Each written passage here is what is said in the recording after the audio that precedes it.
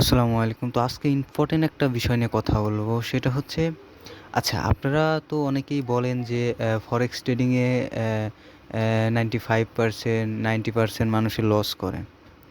আচ্ছা আ আমরা এখানে দেখতেছি যে ফরেক্স ট্রেডিংয়ের forex trading success rate Bangladesh. Okay মোটামুটিভাবে 70% থেকে 90% খুচরা ফরেক্স ট্রেডার লোকসান করেন।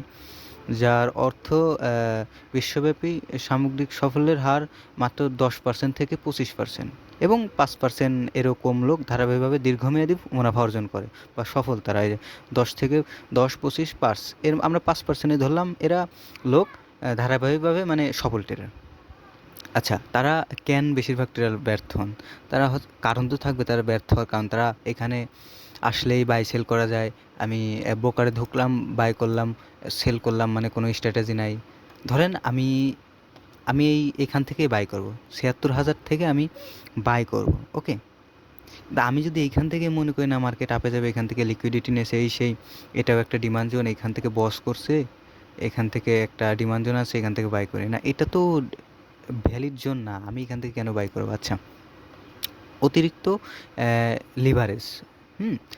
দেন দুর্বল ঝুঁকি নিয়ন্ত্রণ, শিক্ষার অভাব। আচ্ছা, এই আমরা জানলাম। তাহলে এখন বলবো যে মানুষ 95% মানুষ ফেল যায় যখন, তার মানে এটা কেউ সফল হয় না, এটা হচ্ছে কাইন্ড অফ জুয়া। হ্যাঁ, মানে এটা জুয়ার কাতারে পড়ে।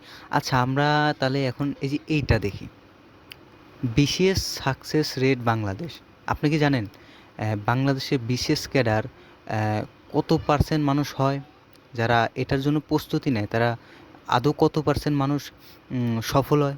আচ্ছা এখানে আমরা একটু পড়ি যে বাংলাদেশ সিভিল সার্ভিস বিসিএস পরীক্ষার সকল ক্যাডার পদের জন্য সামগ্রিক চূড়ান্ত সফলতার হার প্রায় 0.2% এবং সাধারণ ক্যাডারের পদে জনপ্রিয় জন্য প্রায় 0.05%, যা প্রতিটি নির্দিষ্ট পরীক্ষার চক্র অনুযায়ী পরিবর্তন হয়। আবেদনকারী গড়ে প্রতিটি বিশেষ পরীক্ষার জন্য 3 লক্ষ থেকে 5 লক্ষ প্রার্থী আবেদন করেন, যাদের মধ্যে প্রায় 90% প্রাথমিক শিক্ষা অংশগ্রহণ করেন। সাধারণত মাত্র 4% থেকে 5% শিক্ষার্থী প্রাথমিক বাছাই পর্বে উত্তীর্ণ হওয়া যোগ্যতা অর্জন করেন। আচ্ছা এখানে কি দেখলেন? আমরা দেখতেছি যে সাধারণ মাত্র 4% থেকে 5% পরীক্ষার্থী উত্তীর্ণ হওয়ার যোগ্যতা অর্জন করেন। হ্যাঁ, তাহলে এখানে দেখেন, তাহলে এখানে যে এই 4 লক্ষ 5 লক্ষ পরীক্ষার্থী থেকে মাত্র 4% 5% মানুষ সফল হলো, তাহলে এরা কি বলবে যে না এটা আসলে জুয়া, মানে এটা ভুল, এটা ঠিক না? যারা সফল হয় তারা এলিয়েন বা তারা অন্যভাবে সাকসেস হয়ে বলেন, এটা কি আপনি বলেন না তো। এটা নিয়ে তো আপনারা কথাবার্তা বলেন না। এটা নিয়ে কথাবার্তা বলেন না কেন? আর এটা নিয়ে কথাবার্তা বলেন কেন যে 70-90%ই মানুষ লস করে? কারণ ক্যাডার হওয়া তো এত সহজ না। এটায় আপনার ওরকমভাবে করতে হয়। আর ট্রেডিংয়ে আসলে তো আপনি এইখান থেকে বাই করতেছেন, এখান থেকে সেল করতেছেন, এখানে তো আপনার কেউ বাধা দিবে না। পরীক্ষা না দিলে আপনারে বাধা দিবে। আপনার পরীক্ষা দিয়েই আপনার ক্যাডার হইতে হবে। কিন্তু এইখানে তো আপনার পরীক্ষা দেওয়ার জন্য আপনার কেউ দেখে না। আপনার পরীক্ষা দিলেন, এক জায়গায় কোর্স করলেন, মানে ওটা স্কুল আপনার। কোর্স আপনি স্কুলে ভর্তি হইলেন। আপনি যদি ওই পড়া ঠিকমতো মুখস্থও করেন বা রিভিশন নাও দেন, আপনার কেউ ধরবে না বা পরীক্ষায় ঠিকমতো না দিলেও কেউ দেখবে না।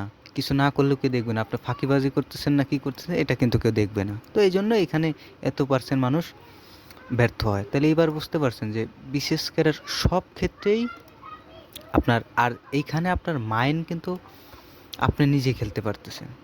ধরেন আপনি কোথাও চাকরি করেন, চাকরি করলে ওইখানে কিন্তু আপনার বেতন, আপনার কাজ করলে আপনি বেতন পাবেন। এখানে আপনার আপনার নিয়ন্ত্রণ নাই। কিন্তু যখন আপনি একটা হুন্ডা চালাবেন তখন আপনার নিয়ন্ত্রণ আছে। আপনি জানেন যে জোরে চালালে আমার অ্যাক্সিডেন্ট হতে পারে, আমার মৃত্যু হতে পারে। কিন্তু তাও আপনি জোরে চালান, গাড়ি পাইলে, হুন্ডা পাইলে আপনি আস্তে চালান না। তেমনই আপনি জানেন যে এখানে আমি উল্টোপাল্টা এই ডিমান্ড জোনে না আসলে আমি ট্রেড করব না। কিন্তু আপনার আপনি এইখান থেকে ট্রেড করে দিন। আপনার হাতে নিয়ন্ত্রণ সব। তাহলে আপনার লস করলে তো ভাই কিছু করার নেই। হ্যাঁ? এরকমই। তো ভালো থাকবেন। আসলে আজকে এটাই জানানোর জন্য ভিডিওটা করছিলাম। তো আসসালামু আলাইকুম।